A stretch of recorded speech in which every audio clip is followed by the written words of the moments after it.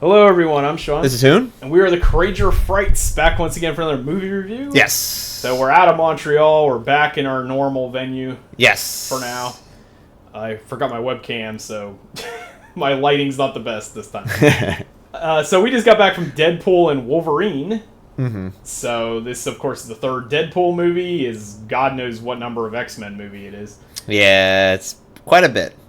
So probably the fourth Wolverine movie anyway. Mm-hmm. And of course this is the pairing that everybody's been waiting for, Ryan Reynolds and Hugh Jackman. Rivalry / friendship that has been going on for over a decade at least. Yeah, because in the first Deadpool he wore a picture of Hugh Jackman on his face or something. Yeah, they started all that stuff. It's like right from the very beginning he's making fun of Wolverine. Yeah. So this has been a thing long in the making. I'm sure everyone's already aware of this. Mm-hmm. So first off, we're going to do a non-spoiler review for the first few minutes. Then we'll switch into spoilers and cameo talk and all that sort of thing. And probably even do the Marvel SDCC, whatever. Yeah. So we'll cover Comic-Con. Yeah, the stuff from Comic-Con, which just happened like yesterday. Yeah. So, okay, so going into this, I'll just say this, if you enjoy the first two Deadpool movies, I see no reason why you wouldn't like this movie. Yeah, it has a lot of the same humor, same even filmography, or what do they call it? Cinematography in this. Yeah, it's the same filming It's very style. similar. We have a different director each time, but they've managed to keep it seem coherent, like, all together in the same universe. Mm-hmm. So this time around, Shawn Levy is the director who has worked with Ryan Reynolds on numerous occasions. He just did, was that Free Guy? He also worked with him on some other film that was in Netflix recently. I can't remember the name right now. He's done episodes of Stranger Things. So he's done quite a bit. And this is obviously the fourth time that Ryan Reynolds has returned as Deadpool. Counting the X-Men Origins Wolverine. Which I know a lot of people hate. And this is probably about the 10th time Hugh Jackman's been doing this. Mm-hmm. So it's kind of, you sort of know what to expect going into this. Like, yeah, I didn't even make a joke about that, because they're like, right. He won't be doing this until they bring him a buttload of cash, and he'll do Wolverine again. And he did. Yeah. So, like I said, it's probably everybody's already talked about this movie about 100 times. We're a little late to the party, which is normal for us. Yeah. But, yeah, the film, it feels like the first two Deadpool films. It's the same sort of combination of extreme gory violence, over-the-top language. Yeah. Ryan Reynolds, just crazy fourth wall breaking the whole time. So, if that annoys you, probably don't go see this movie. No. If that doesn't annoy you, then you're fine. Like, and you'll if you probably like love it. Ryan Reynolds' type of humor. Yeah. Which, personally, I do. So yeah. if you can stand Ryan Reynolds' craziness for 2.5 hours, then you'll be fine with this. And Hugh Jackman is great as Wolverine, as always. He plays the character the same way he's always played the character. There's a bit of getting into a little bit of the plot. It's kind of funny to me how they portray Wolverine in this, because they're like, oh, he's this failure that let down everybody in his universe because he just drinks all the time or whatever, and it's like so basically like all the other Wolverines. I think they kind of wanted to do a callback to almost to Logan Wolverine, because Logan Wolverine is like a drunk. Yeah, he is, and he's like a failure. He's like a failure in that too, but that's the theme of that movie. Yeah, but he's kind of a bit like that in all of them, really. Yeah, he's never been like the stereotypical hero. And they even point that out, because I mean we'll get into that in this. Which I don't know. It's Wolverine always been like, I think is in the comic books. Was he ever really like a hero, or is he just kind of like a lone, like a lone wolf type of person? Right. Yeah. He's never been the stereotypical hero. So I think that's kind of funny. But anyway, the plot of this basically revolves around, it's an allegory pretty much for when one corporation buys out another one and then shuts down the studio, or what have you. Yeah. We see it a lot. It's a Microsoft formula, where they buy out a studio, they shut it all down, and then kill whatever projects they were working on. Mm-hmm. That's kind of the allegory here. So they don't say it outright. They do, kind of, in a roundabout way. But they don't say it outright that it's like Disney buying Fox. But that's pretty much what it's about. Mm-hmm. So this universe is about... Deadpool's universe is pretty much about to be erased from existence. And if he wants to save his universe, he's going to have to do some extreme things to do it.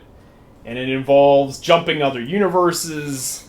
They introduce the plot point of an anchor being, which is like one person that a whole universe revolves around.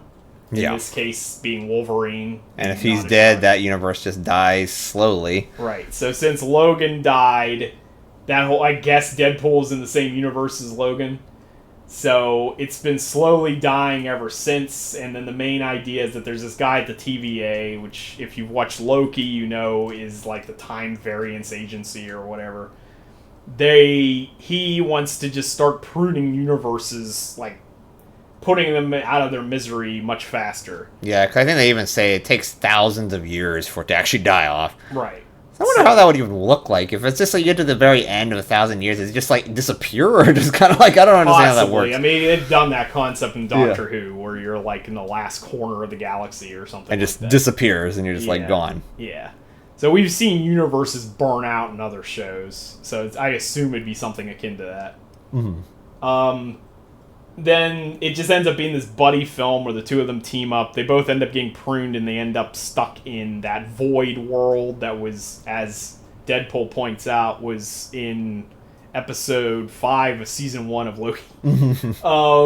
So it helps. Your enjoyment of this film will probably be increased greatly if you've seen Loki season 1, and obviously the first 2 Deadpool films, and even more so if you've seen all the Fox films. Yeah, because that's when you start getting into like a lot of those cameos. The cameos start showing up here. Right.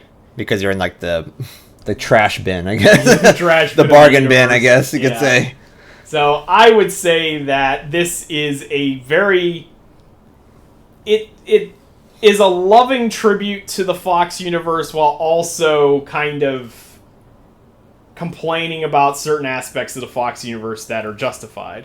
So they basically take a massive dump on the studio itself while also praising the characters and some of the stories that came out of it. Mm-hmm. So, like, a lot of fans will like certain characters. A lot of cool shit happened in the Fox X-Men universe, especially, but also some of the other Fox films.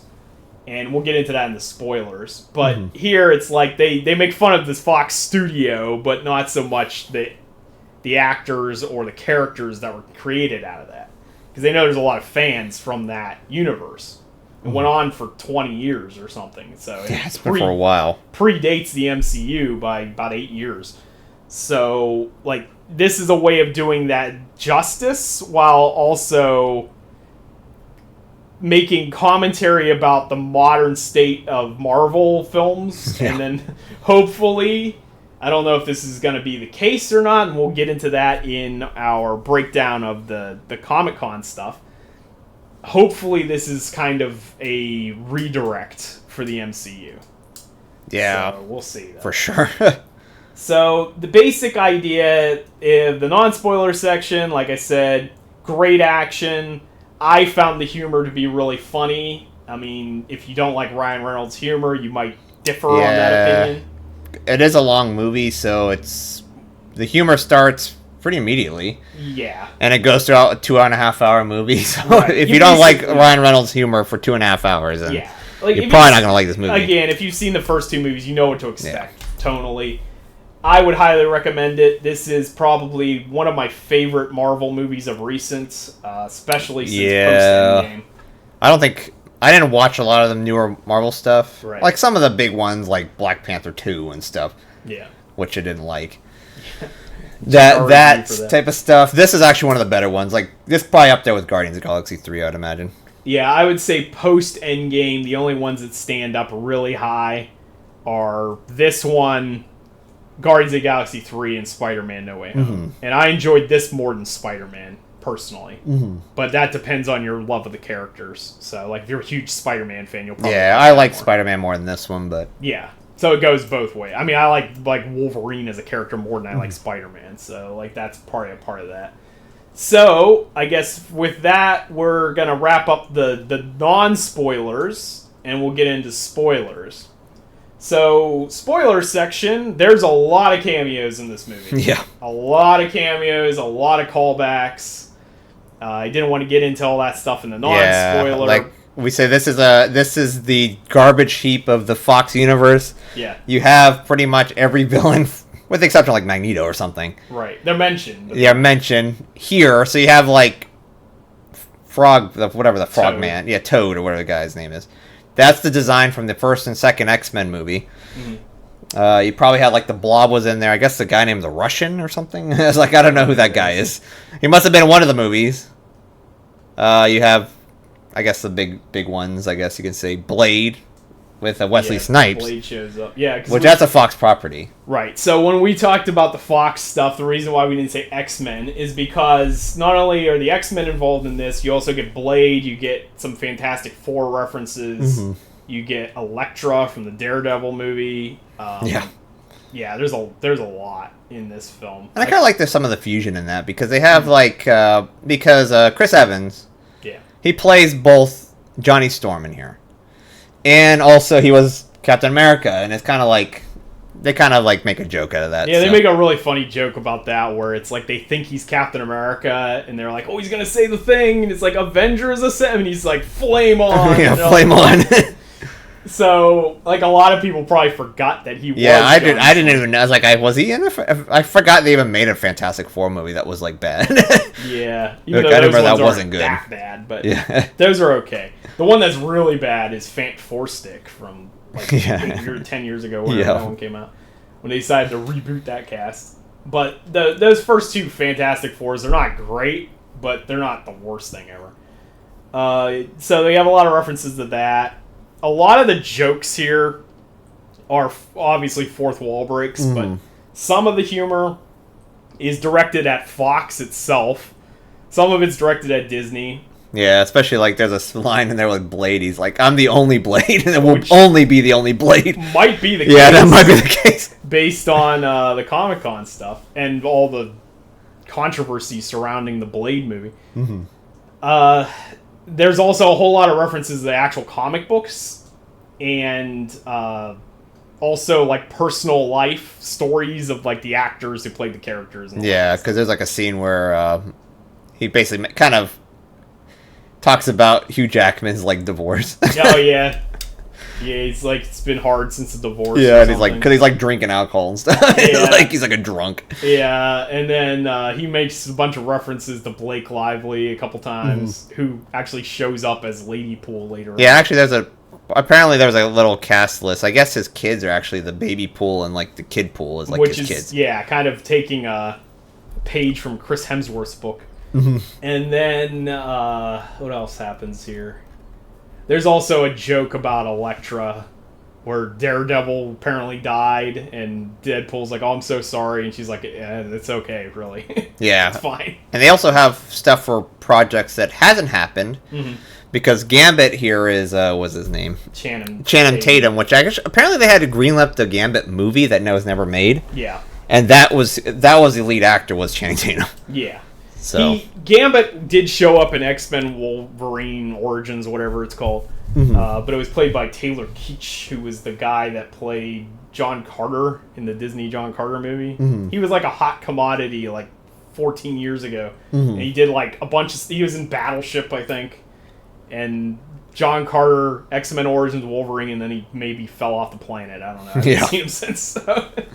But yeah, he was Gambit. And I think that was the only live-action Gambit ever. Yeah, because did they use the same costume design, or was it different? No, this was comic book. Yeah, because this one's like from the show or something. Yeah. Or from the movie. Yeah, it's either a comic book or it's from X-Men, the cartoon. Yeah. Something like that. So like that, and we get X-Men, obviously, you can see Wolverine's costume. He even pulls up the head cowl at one point. And it actually looks badass. Yeah, it looks really good. And they basically reference how, like, Fox was idiots for not doing this earlier. Yeah. He's like, why didn't you wear this for the last 20 years? So, and then they see a whole bunch of variants of Deadpool and a whole bunch of variants of Wolverine. So, Wolverine, they're all Hugh Jackman, except for one. Yeah. So we get a surprise cameo, maybe not a surprise if you've been on the internet, but if you haven't, you get a surprise cameo from Henry Cavill as Wolverine, and he looks great. Yeah. Like, I would definitely, if you can't get Hugh Jackman, I'd be totally down for Henry Cavill. Yeah. they make that point too. It's almost like Ryan Reynolds is pitching this to the studio, and he even says something to Henry like, "We'll treat you better than those guys down the street." Or whatever. It's like a joke about Warner Brothers jerking him around or whatever. So I thought that was cool. The Deadpool cameos that show up, all the different versions of Deadpool are kind of neat, and some of those are callbacks to the comics, callbacks to real life Ryan Reynolds stuff. Like I said, Blake Lively's Lady Pool. There's a Welsh pool, which is a in-joke about Ryan Reynolds owning a football, soccer, whatever you want to call it, team in Wrexham in Wales. So I guess like the lead player or something is that version of Deadpool.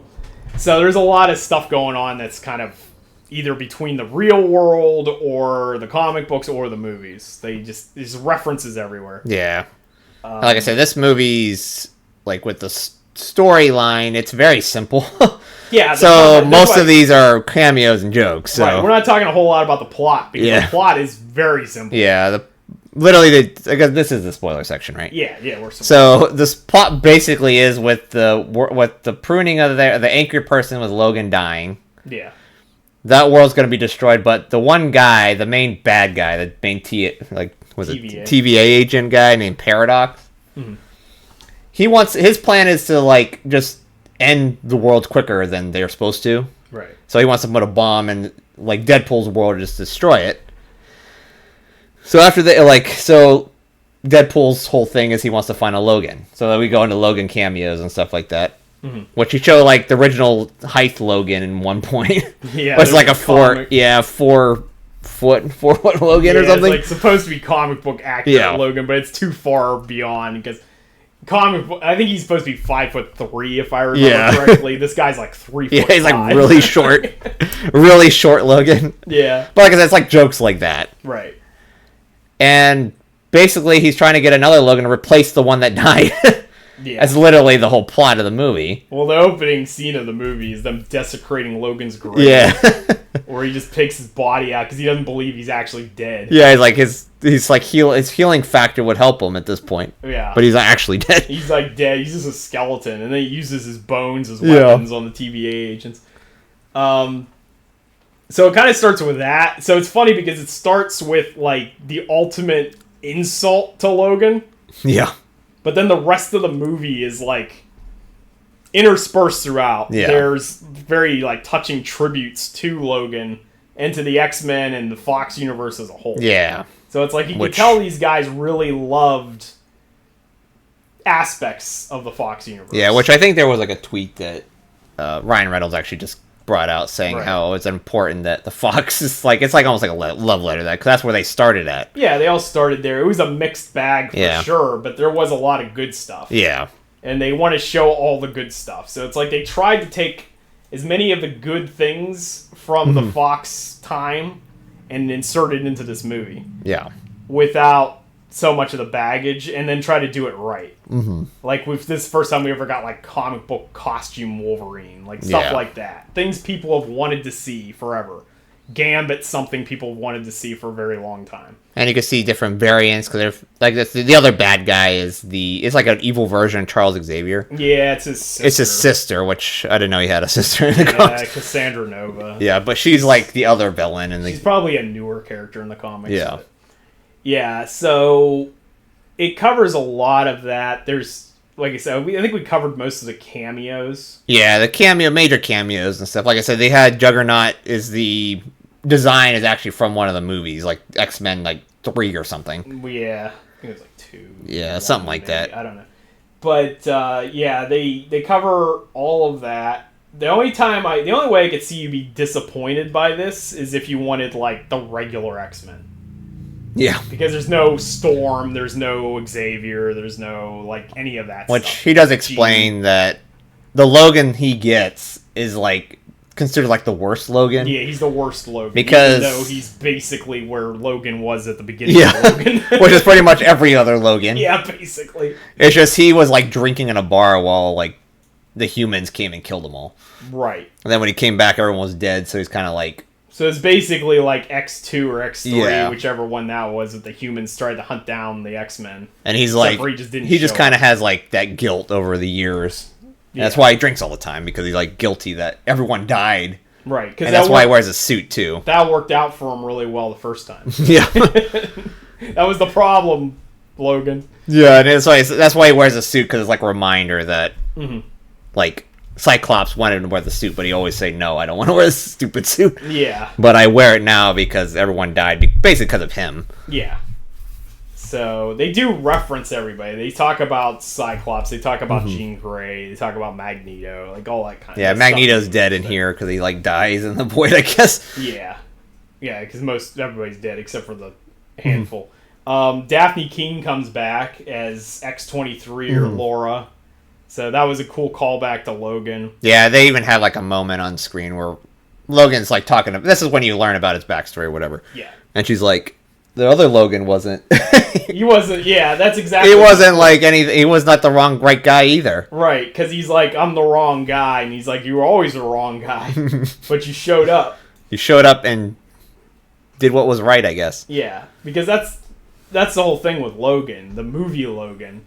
He's not a hero, and like she said, he was the wrong guy the whole time, but then he decided to make amends at the very end, and he showed up to protect them. So it's like, when it mattered, Yeah, he showed became up. the hero, I guess. All you really have to do is show up. Like, that's pretty much it.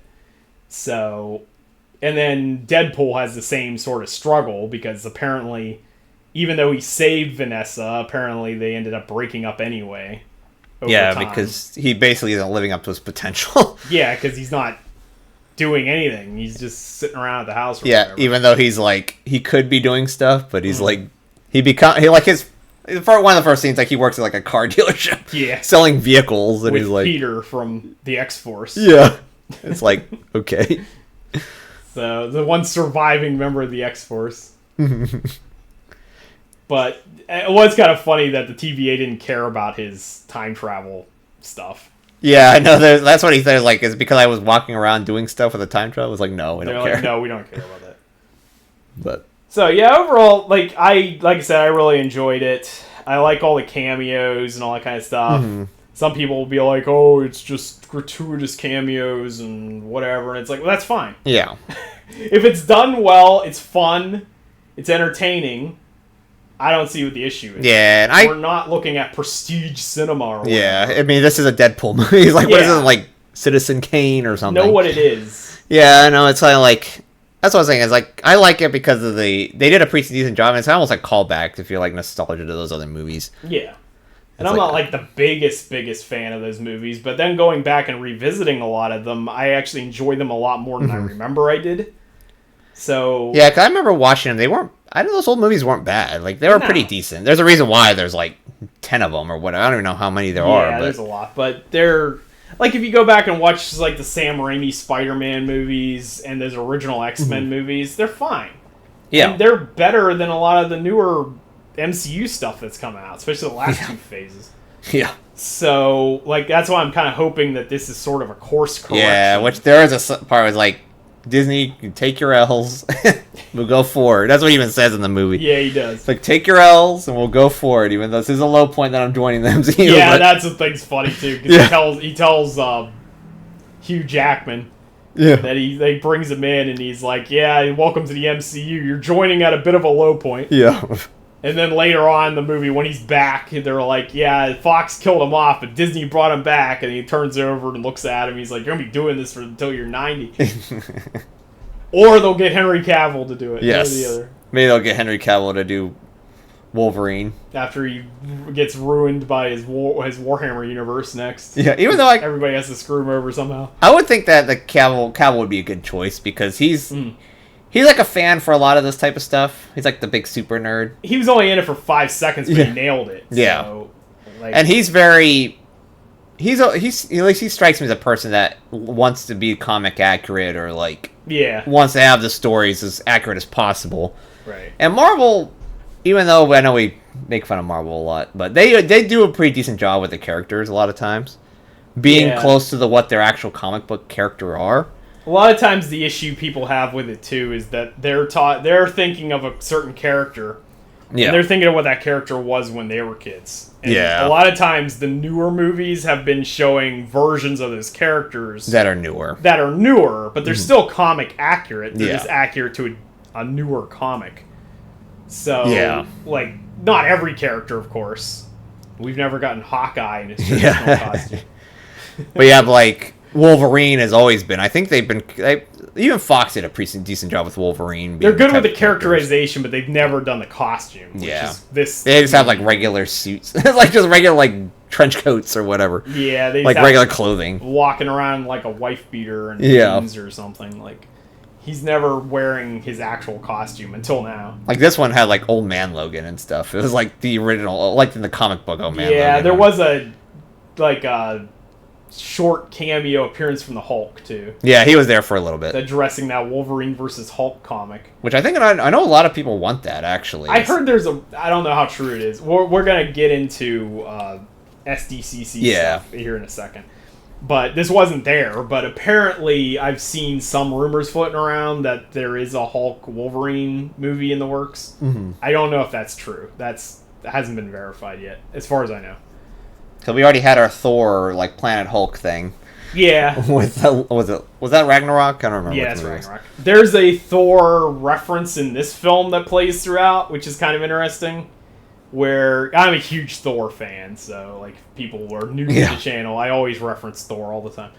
So they repurposed footage from Thor: The Dark World to make it look like he was crying over, like, Deadpool's body. And they said that apparently it's a future event. And Deadpool's like, it's like the thing on Deadpool's mind the whole movie. Yeah, every time he wakes up from being knocked out, he's like, the God of Thunder, or Thor, or something like that. Yeah. He keeps asking why was Thor crying, and no one will tell him. No one will tell, like, don't worry about it. So maybe it's a potential hint at a future event. Yeah, I mean, especially after the box office for this movie, I'm sure it's going to be back. Yeah, I think at the very least MCU is back financially. Yeah, because this one, I think, at least the Wikipedia article has 438 million, but I think it is higher than that, actually. Yeah, but 400 some million for the opening weekend. That's worldwide. But yeah, still, that's huge. Gotta be one of the best Disney movies in a while. Certainly since Endgame. Yeah, I don't Endgame know what maybe? Spider-Man did. Spider-Man probably did well, too. Pretty high. I don't see this not breaking $1 billion. Like, I think that's kind of a given at this point, that this will do $1 billion. Yeah, Spider-Man, their full run was almost $2 billion. Yeah. For No Way Home. So I don't know what the opening weekend was, but it'll probably do at least $1 billion, possibly those numbers, like 1.5 or higher. It depends on how much legs this film has too. Like if it pulls a Top Gun Maverick, it could make $2 billion. I mean, the theater that we're at is showing it in every single theater for like every 30 minutes. Yeah. So, and there was not a lot of people in the theater, but there was quite a bit more than we normally see in our theater. So right, and there's all those showings. So yeah, it's gonna get divided up. And being the opening weekend, I'm sure people are gonna watch it again. Right. Alright, so anyway, spoiler review aside, I think we covered most of the spoilers pretty much we everything. wanted to talk about anyway. Yeah, because like I said, it's a very simple plot, but some of it you're not watching it for the plot almost. Yeah, and that's fine. It doesn't need to be complicated all the Yeah. time. Like, these convoluted plots, like, a lot of the worst movies I've ever seen have a bunch of subplots and complicated storytelling and all this other crap. This just doesn't do that. Yeah, it's just like a Deadpool movie. Yeah, like, it's a little bit have to longer be. than the other ones, but that's because you got Wolverine in there. So. Yeah, and also a bunch of cameos that got contribute to the plot, but right, the cameos make sense with the storyline. It's not just like, oh look, it's whatever. Yeah. I saw him there one day. Yeah, there's typically a reason why those characters are in there. So yeah, I would highly recommend this movie. Yeah, I would too. It's pretty good. Yeah. So moving into the SDCC stuff. All right, so we just got done with a Comic-Con panel for Marvel at Hall H. I think the last panel was last night. San Diego. Yeah. So we got a lot of crazy stuff that happened. So what did they talk about? So the first one we have here, I guess, is Captain America: Brave New World. Apparently has some new footage. Reveals a plan to rebuild the Avengers and I can never say his name. Giancarlo Esposito. Yeah, Giancarlo. Yeah, Giancarlo Esposito in the MCU role, which I think we saw a trailer before we watched Deadpool that actually had Brave New World. I guess that was an older trailer, but yeah, it was from a few weeks ago. That movie doesn't look bad to me. No, a lot of people were crapping on it, myself included, because I don't really buy the whole Falcon as Captain America thing. He's a different character, but it didn't look that bad. It looked serious. Like, it looked like it was more along the lines of the other Captain America films, at least tonally. Yeah, it looked like Winter Soldier almost. Yeah, like, there wasn't any jokes at all, I don't think, in that trailer. No. So it seemed like it was fairly straightforward, fairly, like, an espionage type thing. Yeah, it seemed like they were saying that he wants to bring back Captain America, the idea of Captain America again. Yeah, I'm curious about Harrison Ford as Thunderbolt Ross. He's the president, so it's got a bit of an Air Force One vibe. Yeah, I thought it was supposed to be like Air Force One. It was like, yeah, get off my plane. So there's like something about assassination attempt on him. His like inner circle's compromised, and so there's some kind of Hydra type society infiltrating the government. Possibly that Serpent Society, because Giancarlo Esposito was revealed to be like Sidewinder or something. Who's a character involved in that. So Serpent Society, is that part of like Hydra? Or I'm something? assuming it's connected to Hydra in some way. It's like a new Hydra or something. So that doesn't look too bad. No, it looked pretty good. I'm actually curious. It's like I said, this is probably the most excited I've been for MCU for a while. Same. Like, I'm actually excited for, at least moderately excited for all the future projects. Yeah, it's like I kind of was one of those things that was kind of like just like yeah, like I didn't care at all about that Brave New World movie until I saw a trailer. Yeah, it's like, this might not be too bad. If it's like Captain America, the original ones, yeah, it's gonna be good. Right. So I don't think that's gonna be too much of an issue. One movie that I am excited for, which I might be the only one, is Thunderbolts Asterix. Yeah, that's what the next thing they talked about. Yeah. So I know David Harbour showed up on stage in character as Red Guardian, who I'm a huge David Harbour fan. That's the main reason why I want to watch the Thunderbolts. So Thunderbolts essentially is Marvel's answer to the Suicide Squad. It's a bunch of like has-been heroes, mostly Russians. Yeah. Yeah, pretty much. Because I think Winter Soldier's on there, Black Widow's on there, the Florence Pugh version, and Red Guardian. So there's at least half the team is Russian. I think Ghost is in that team. Yeah, Ghost is right here, I think. And yeah. I don't know who this is. This who? I don't know who that is. I don't know. I can't see the picture from over here. But yeah, they're and what's his name? Wyatt Russell. Yeah, Wyatt Russell, which he was in one of the other movies. He was in the Captain, or he was in Falcon and the Winter Soldier series. Oh yeah, that's where he showed up. Yeah. He's kind of like a Captain America. But I think that's Taskmaster over there too, which people hate that version of Taskmaster. Yeah, he's like, we'll see. He's kind of like Captain America, but like she in this case. Well, he's just kind of like a guy, I guess, or a girl. Yeah, yeah, a woman, because in Black Widow it's a woman. But yeah, Taskmaster so basically it's like a sequel to Black Widow, which was an okay film. I don't hate that movie, but it's not one of Marvel's best. And as well as Falcon and the Winter Soldier, a series that I also found mediocre. Yeah, I didn't think it was that great. And then Ghost is from Ant-Man and the Wasp, so like that's random. Yeah, I was kind of wondering when some of these characters from the other movies and stuff were going to show up again. Yeah. It also apparently has a reference to the giant frickin' head in the ocean that's in the Celestial, or the Eternals, rather. There's a giant, like, celestial being just sticking out of the Indian Ocean or something. No one notices before. No one's referenced it. And apparently it's, like, made of adamantium. So that's going to be the introduction of adamantium into the Marvel Cinematic Universe. Because I think we had vibranium, but vibranium was, like, in the ocean because he had, like... That's what the whole... Yeah, that was Wakanda versus... Black Panther. Yeah. So, that's going to be a thing in Thunderbolts Asterix. They said the asterisk means something, but they won't tell us. I thought that was just a typo. They didn't put that in there. Well, then they added it. Like, originally it didn't have the asterisk, and then they added it, like, 2 months ago or something. It's like, may or may not survive. There's an important reason why. It's like, it's probably not going to be that important. No. Everybody's going to be speculating. It's going to be nothing. It'll be a joke. Yeah. Actually, the next thing that happens that wasn't even mentioned there was that Agatha, whatever it is.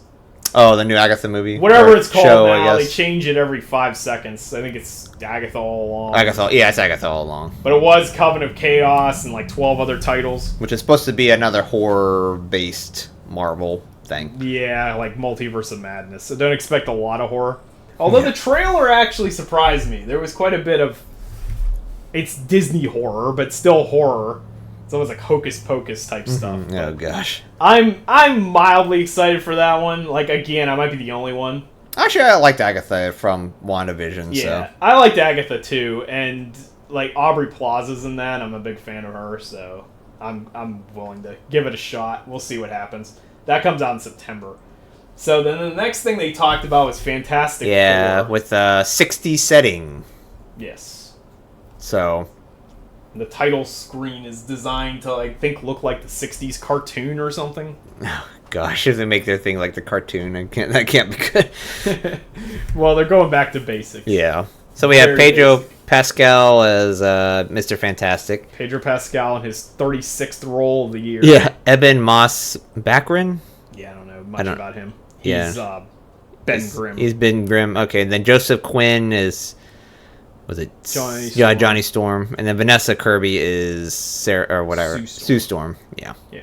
So we got the cast. That's basically all we got. We got the cast. There's a photo.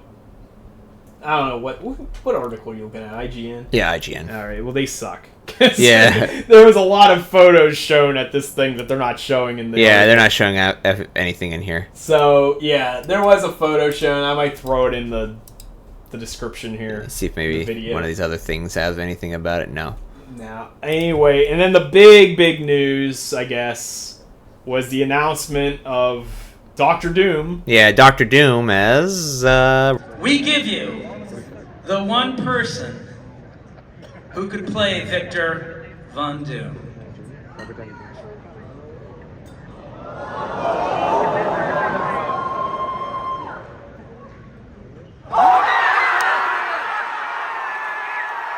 Robert Downey Jr. Somehow. What? That's what it says on this article. What? The only man who could play Victor Von Doom is Tony Stark.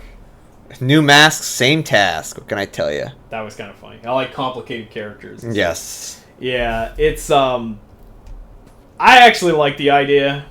I was pretty excited for it. I don't know why it's happening or how. Yeah, it's like I think this is almost confirmation Avengers: The Legacy of Kang is dead. Yeah, basically. Because they filled the stage with a bunch of Dooms. Yeah. So it's kind of like the Council of Kangs. That happens in the comics. There's like the Parliament of Doom. Parliament of Doom. He's got to change it up. He can't be a the lower of chambers of Doom, I guess. Yes. It could be the Doom Patrol because that's a DC thing. Yes. So, yeah. So basically, Kang got beat up by Ant-Man. Kang gone. Yeah. Kang was the guy that was feared to destroy the entirety of the multiverse, lost in a fist fight to Paul Rudd. And this is like non-superhero, no super strength, just a guy. Well, since Paul Rudd doesn't age, we can just assume he has a regenerative factor. Yeah, that's probably it. So, yeah, he probably just could get back up again. It's kind of like fighting Wolverine or Deadpool. No matter how hard you hit him, he just keeps getting back up. Mm-hmm. And he just keeps showing up and he keeps hitting you with those Macadamia clips until you give up. Yes, exactly. Pretty much. Paul Rudd is much more fearsome than we give him credit for. Yeah. So basically, Paul Rudd fist fought Kang and defeated and beat him. Yeah. And no one congratulated him. No one eventually congratulated him. Yeah. So Kang's basically done, I guess. Yeah, because like we know Jonathan Majors' thing. Jonathan Majors has been in and out of courtrooms since. Yeah, so obviously they would want to do a pivot. And being with Fantastic Four coming up, Doom or like Doctor Doom is the most logical choice. He's probably going to be like the post-credit thing or something. Yeah, probably for this, or maybe to talk about Doctor Doom a little bit. Yeah. But the only thing is, like, I wonder if being as Robert Downey Jr., there's got to be a variant of like Iron Man, of Tony Stark. Yeah, I'm hoping that I think that's what they do. I hope that they do this to give us the superior Iron Man, like Tom Cruise one that's been rumored forever. Yeah, because there was that one time when Tom Cruise was on the set. One point of time. Like 5 years ago. Yeah, 5 years ago. Maybe they filmed him a little bit and they're just going to put his little thing in there. Yeah, maybe. I have no idea. But I wanted that Multiverse of Madness until I saw what the cameos are used for. Mm-hmm. Deadpool and Wolverine had much better use of their cameos. Yeah. They didn't treat anybody like garbage. I guess Johnny Storm was kind of treated like a joke, but that character is kind of a joke. Yeah, he was like a joke character. Yeah, the main joke there was that Captain America was so proper in his language and all that kind of crap, and then this guy's just like a Bostonian thug. Yeah. So, like the real Chris Evans. Yes. Nah, I got nothing against Chris Evans. He's a cool dude. But, yeah, I don't know where they're going to go with this Robert Downey Jr. casting. And actually, they have John Anthony Russo's directing. I don't know if they were directing the other one again. They did Endgame, I believe. And Yes, and Infinity Wars. And some of the Captain America stuff. If you like that, I'm sure it's going to be pretty decent, I imagine. Yeah. But I mean, I enjoyed all the things they directed. Yeah. I liked Infinity War a lot more than Endgame, but the only thing there's good stuff. The only thing I fear is you had a very good base going into Endgame and all the other ones. Mm. This last couple phases is not a decent base to use from. That's why I'm thinking they're course correcting. Yeah, so they're going back to their basic tried and true formula that people generally want to see. Yeah. You can definitely see this as desperation. Yeah. However, you can also see that the Marvel Cinematic Universe the course it's been on has made people very desperate. Yeah. Nick Fury. But I mean, it's so bad that superhero fatigue showed up. Yeah. That's literally what it is. That's the thing. Like, if this shit doesn't energize people again... Yeah. Like, I think Deadpool and Wolverine is the shot of adrenaline people needed because it's doing really well. It's generally a lot of people seem to like it. I mean, on Rotten Tomato scores, it's like 79% like critic and like 90-some% audience. But that critic score turned around because that critic score was really low when the first few critics, and then it started picking up. But the audience score is like a 97%. I mean, after reading some of the critic scores, it seemed like they didn't understand what the Deadpool movies were about, to be honest. Yeah, especially like when you try to wax prose in your review for a Deadpool movie. Yeah. It's like, okay, this is probably not for you. But I think they do have some good ideas with Doctor Doom, because if it's a variant of Tony Stark, they could use the one Tony Stark from that one place where Mr. Fantastic got like obliterated by Wanda. Yeah. And maybe be that version, because it kind of doesn't make any sense that the multiverse that can see other multiverses has all their heroes killed, but they don't say anything about it. Yeah, that's my biggest beef with Multiverse of Madness is that like Wanda just rocked up on some random universe and then killed all their greatest heroes and then just pieced out. Yeah, literally just pieced out with no repercussions. Yeah. I find that weird. I think that's going to be the Secret Wars thing. And they know which Wanda it is, because they already said it. The universe that you wrecked, your drive-by, was against a universe that was far more advanced than ours and cataloged all the universes. Yeah, they're like, you're from universe this. Right. So if anybody knows how to jump from one universe to another, it'd be them. Yeah. So that's how I wanted... Tom Cruise Iron Man to be involved, because I figured he'd been a friend of like Reed Richards or something who got killed. Maybe the only thing holding him back from becoming a brutal tyrant was Reed Richards. Yeah. And now he's gone, so he's going full like Injustice Now Superman. He's being Doomsday, or not Doomsday, Doctor Doom, which he's basically the same character but with magic, I guess. Right. So Doctor Doom could be from that universe, or it could be like the combination of him and Tom Cruise Iron Man. Like, we don't know what they're going to do. Because I guess seeing a Fantastic Four character in that universe, that means they must have a Doctor Doom somewhere. Because Doctor Doom is a villain for Fantastic Four. Specifically for Fantastic Four. But he's been like almost like a fan favorite to like... Well, he's like an Avengers level threat. Yeah, he's pretty big. I mean, he ends up being everybody's enemy, but he initially is a Fantastic Four. Yeah. like villain. So I'm down for it, but we've seen across the multiverse so far, we've seen people that look the same, like Doctor Strange, where apparently every version of Doctor Strange is Benedict Cumberbatch. Yeah. But we've also seen people that are different, like Spider-Man, where every single one of them is a different guy. Yeah. So the concept that multiple people have the same face isn't necessarily all that far-fetched. No. There's a theory in real life that everyone has a doppelganger somewhere in the world because of, like, there's only so many different ways genetics can change somebody's face or what have you. So if you're talking about the multiverse, there's almost certainly somebody that looks like somebody else that isn't the same person. So they may be doing something like that. They may also be doing, like, the infamous Iron Man, which was Doctor Doom as Iron Man. That could be done that way. They could have a variation of that. Not sure what they're doing yet. We don't have a whole lot of information, but so far I don't hate the idea. Yeah, and it actually kind of makes me more excited. 'Cause I always thought Doctor Doom would be a good choice anyways. And I guess they probably, with the Kang thing kind of falling out, I probably just had to, like, bring the next villain up. Yeah, I think your interest in Doctor Doom is similar to your interest in Brainiac for the DC. Yeah, it's like it never happens. It never happens, and then the ones you get are like horrible. Yeah. like I guess the original Fantastic Four, Doctor Doom was not a very good character, but no, and Fant Four Stick was even worse. Yeah, I never saw that one. I never seen it either, but I heard it was pretty bad. So I think that's going to be it for... I think it was everything for Comic-Con. Yeah, at least for Marvel, because they had a lot of stuff there. Well, yeah, Marvel there's a ton of other stuff. But, so if you liked this video, give us that thumbs up. If you saw Deadpool and Wolverine, tell us what you thought in the comments below. Let us know your thoughts about the future of the MCU, and consider subscribing for more videos like this in the future, and you too could feel the strong welling within. See ya.